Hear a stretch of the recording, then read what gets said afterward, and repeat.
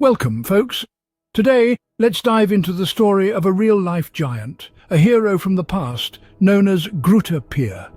His life is like something from an epic movie, but it really happened.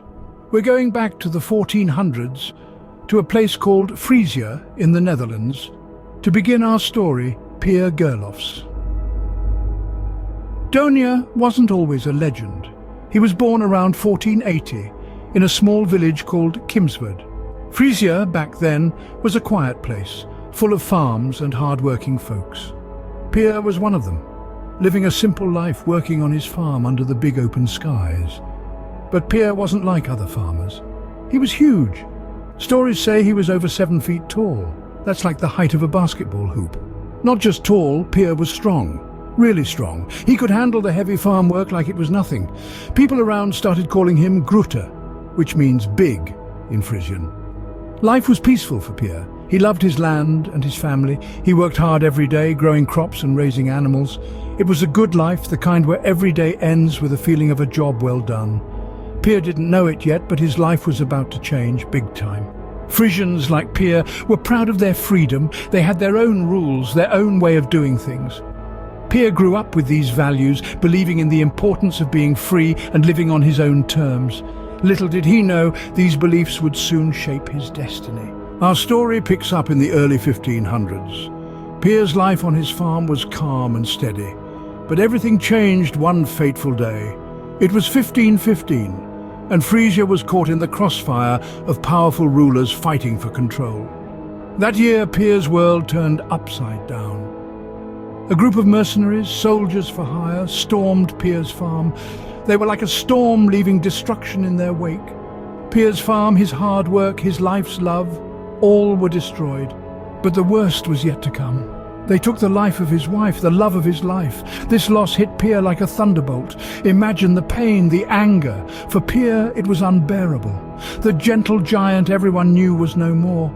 In his place stood a man fueled by a burning desire for revenge. Pier vowed to fight back against those who had torn his life apart. He was no longer just Pier, the farmer. He was becoming Grutte Pier, the warrior. Pier's transformation was not just in spirit. He took up arms, a massive sword, said to be so large and heavy that no ordinary man could lift it. But for Pier, it was a perfect fit. He was ready to wage a war against the oppressors, to strike fear into the hearts of those who had wronged him and his people. After losing everything he held dear, Pier was consumed by a desire for justice. He couldn't stand back and watch his land and people suffer, so he made a bold decision. It was time to fight back. Pier called upon his neighbours, friends, anyone who yearned for freedom to join him. His charisma and towering presence drew many to his cause. Together they formed a group known as the Aruma Zwarte Hoop, or the Black Band of Arum. They were a mix of farmers, fishermen, and anyone willing to stand up against the invaders. Under Pier's leadership, they trained to become a force capable of challenging their oppressors. Imagine seeing Pier, a giant of a man, leading his band. His presence was enough to inspire his followers and strike fear into the hearts of his enemies. Legends say he wielded a gigantic sword so heavy and large that no one else could lift it. Pier was no longer just a man, he was a symbol of defiance. With Pier at the helm, the Black Band began their campaign. They were strategic, attacking enemy ships, raiding supply lines, and liberating towns under the control of foreign rulers. Each victory added to Pier's legend, spreading the word of a giant fighting for the freedom of Frisia. Pier's fame grew with each passing day.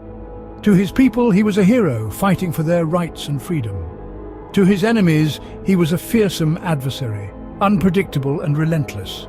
Pier had become the heart of the Frisian resistance, a leader both loved and feared. Leading a rebellion is no small task. Pier, the farmer-turned-warrior, found himself at the helm of a growing resistance. Each victory, each loss weighed heavily on him, leading men into battle, making tough decisions. It was a far cry from his life as a farmer.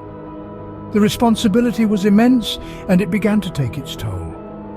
War, as Pier quickly learned, comes at a high price. The battles Pier led were fierce and took many lives, both friend and foe. Each loss was a blow to Pier's heart. The once peaceful countryside of Frisia was now marked by the scars of conflict, a constant reminder of the ongoing struggle. Pier's personal life was also deeply affected. The man who once cherished his quiet farm life was now consumed by the chaos of war. The time and energy dedicated to the cause meant less time for himself, for peace, for the life he once knew. Years of fighting, of constant vigilance began to wear Pier down. The once invincible giant started to feel the weight of his battles. His strength, both physical and mental, was being tested like never before. The unending conflict was exhausting, and Pier felt it in his bones. After years of fierce battles and leading the Frisian resistance, Pier's strength, both in body and spirit, began to fade. The unceasing conflict, the loss of friends and foes alike, wore down even this mighty man. His heart, once fueled by a fire for justice, now yearned for peace. In search of tranquility, Pier turned to a quieter place. Around 1519, he retreated to the peaceful confines of a monastery in Sneek. Here, amidst the calm and the prayers, Pier sought a respite from the turmoil that had engulfed his life. It was a stark contrast to the battlefields he had known. In the monastery, Pier had time to reflect. He thought about his journey from a simple farmer to a legendary warrior. He pondered the cost of his battles, the lives lost, and the impact on his beloved Frisia. Did he have regrets, perhaps?